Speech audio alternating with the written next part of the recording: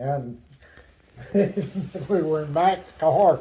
He slammed the brakes over and pulled down, slid into the bar ditch. He said, "Get your ass out and catch some of those." So we ended up catching 3 of them and putting them in his trunk. And they were those mohair coats that had the long hair and they were stinky as hell. So all the way back to Cisco, we're hanging out the windows because they smell so bad. And we get out, side of Cisco, and he said, "I know a guy out here that buy these from us for $5 a piece." So, then you could buy a case of beer for $5. So we got $15 for those 3 goats. Went right to Ranger and bought 3 cases of beer.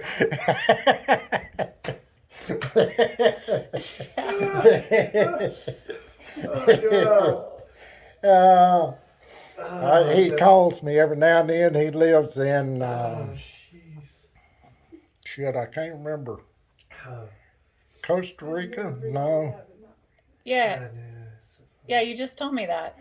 Not, I don't think it's Costa Rica. I can't remember. Somewhere in South America. Yeah. But he, because I'm on WhatsApp, he can talk to me for free. He called you. And he just talks forever. I go, "Shit, Mac, I got to quit. I need to be doing this or that." Well, let me just. We had been to Coleman, James Lineberger, and that Kenny Thompson and I. And Kenny, when he got drunk, he was just crazy. And his mother had a Chevrolet Chevelle, a '67. That was really a nice car. Anyway, we'd been drinking whiskey pretty much all day and beer too, and all 3 of us were pretty wasted, but I had kind of sobered up. I was in the back seat. James was up front, and he tried to talk Kenny out of driving because he was all over the road. It was really a bad deal. But anyway, he was running flat out as fast as that car would go, and we'd been arguing about trying to get him from behind the wheel, and I finally decided to help. I'm gonna die going to sleep. So I laid down in the back seat, and then Kenny started throwing up, and he was hanging out the door, and James was leaning over, had him by the belt, and we were still going real fast. I woke up, he was blowing his vomit up into the car.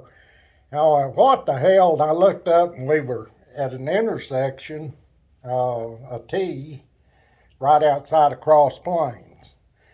And I said, "Oh shit, we're fixing." I never got past that.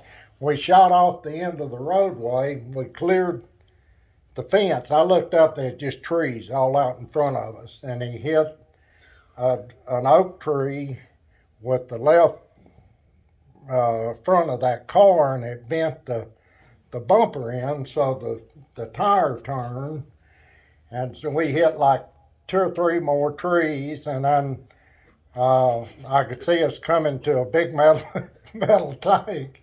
And Kenny had raised up, and when we cleared that fence and hit that tree, he had hit his face on the steering wheel and broke the steering wheel. And so I had him by the collar, and of course James been leaning over, and I kind of grabbed hold of his arm, and when we bounced, when we cleared that fence, it about knocked all of us out.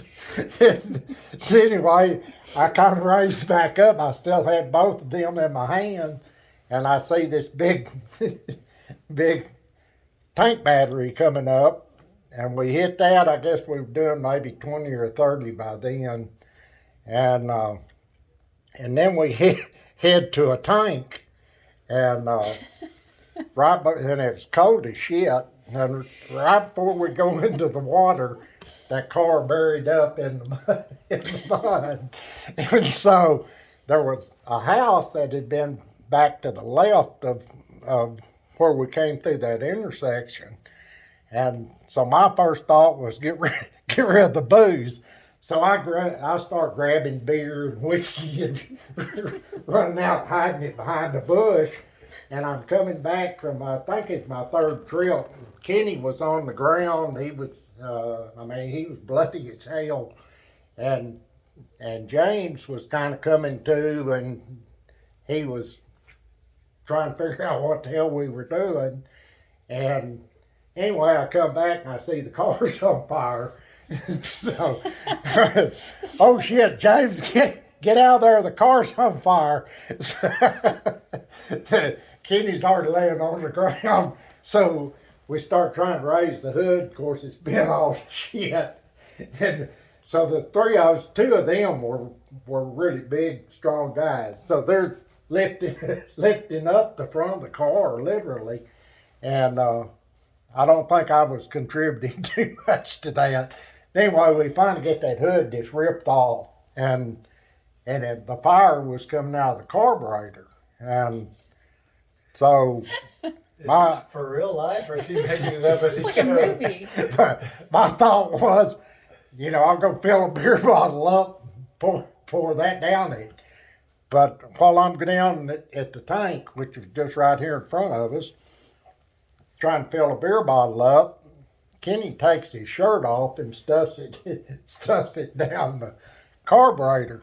And so fire's out, and he says, let's get the hell out of here.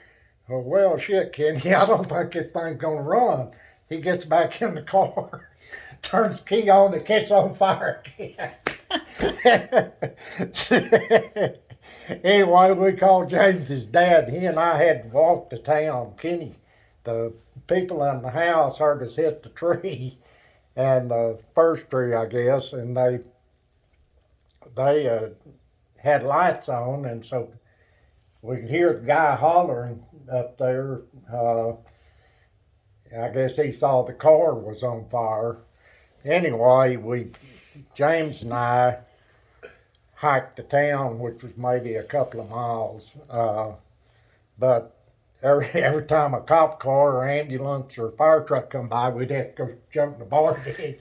So we had water and mud all over us. So we get into Cross Plains, and he calls his dad, collect, see if he come get us.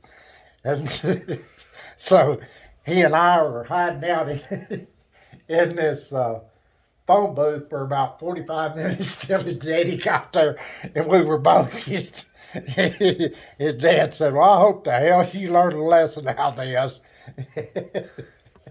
And well, we did till next time. So what did his mom do about the car? I don't know. He never really said too